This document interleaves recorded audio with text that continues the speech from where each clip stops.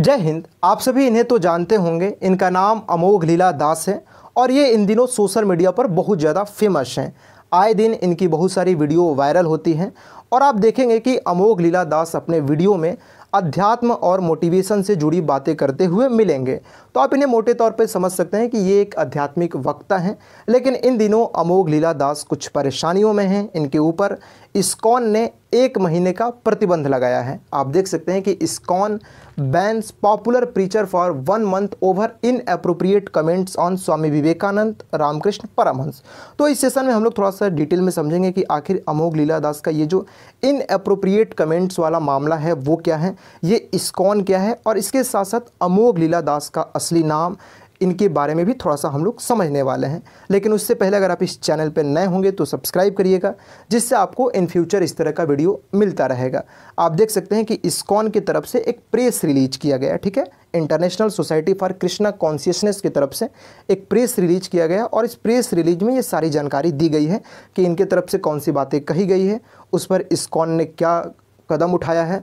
और इसके साथ साथ ये भी बताया गया कि देखो, जो अमोघ लीला दास ने कमेंट किया है वो ये दर्शाता है कि इनकी समझ में कमी है, ठीक है, ये भी बातें कहा गया है। हालांकि सबसे बड़ी बात ये है कि अमोघ लीला दास ने जो इनएप्रोप्रिएट कमेंट किया है उसको लेकर माफ़ी मांग लिया है और ये इस गलती का प्रायश्चित भी करेंगे। और इनका जो प्रायश्चित है वो ये है कि ये अगले 1 महीने के लिए गोवर्धन की पहाड़ियों में चले जाएंगे और तत्काल प्रभाव से इनका जो सार्वजनिक जीवन है, ये जो अभी पब्लिक लाइफ जी रहे हैं, उससे पूरी तरह से अलग हो जाएंगे, ठीक है। ये अब प्रायश्चित करने वाले हैं इस गलती का। तो ये तो एक बड़ी बात है कि इन्होंने भैया गलती की और ये उसका लेकर इन्होंने माफ़ी मांग लिया।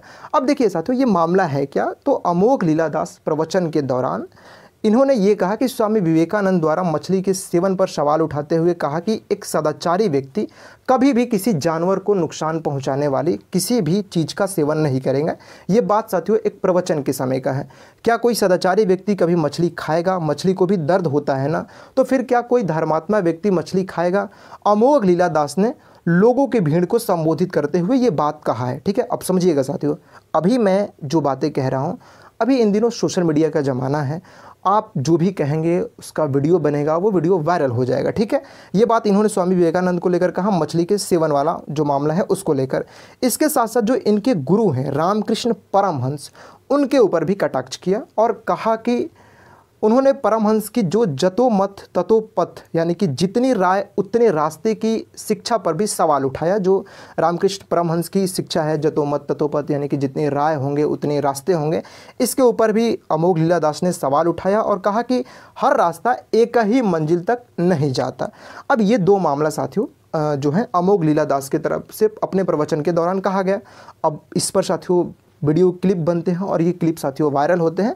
और उसके बाद साथियों जो आपको पता है कि विवेकानंद अध्यात्म से जुड़ा, या रामकृष्ण परमहंस जो हैं अध्यात्म से जुड़े जो हैं, ये बहुत बड़े व्यक्ति हैं।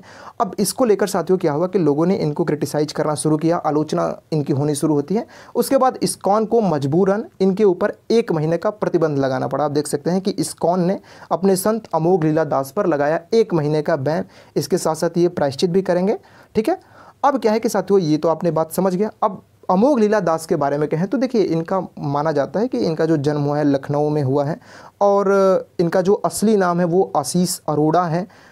कहें तो इन्होंने सॉफ्टवेयर इंजीनियर थे इससे पहले, अध्यात्म में आने से पहले 2004 में अमेरिका के एक मल्टीनेशनल कंपनी में ये काम करने के लिए चले जाते हैं। कुछ सालों काम वहाँ पे किया, फिर इन्हें लगा कि भैया हमें ये सांसारिक जीवन छोड़ देना चाहिए।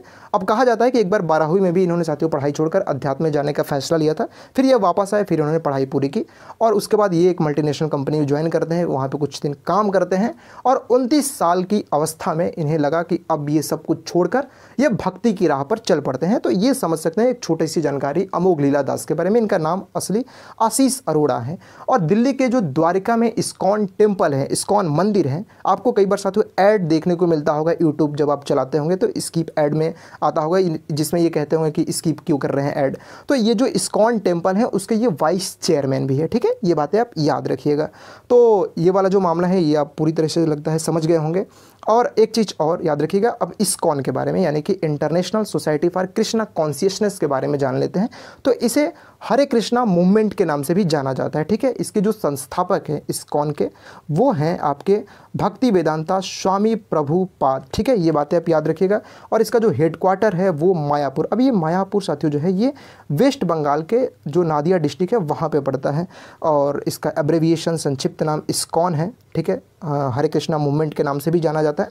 और बहुत सारे जो आपको भारत में संत देखने को मिलेंगे वो इससे ही जुड़े हैं, इस्कॉन से ही। इसका जो फॉर्मेशन है वो 13 जुलाई 1966 से है। 13 जुलाई 1966 को हुआ था। कहाँ पे? अमेरिका के न्यूयॉर्क सिटी में। ठीक है, याद रखिएगा।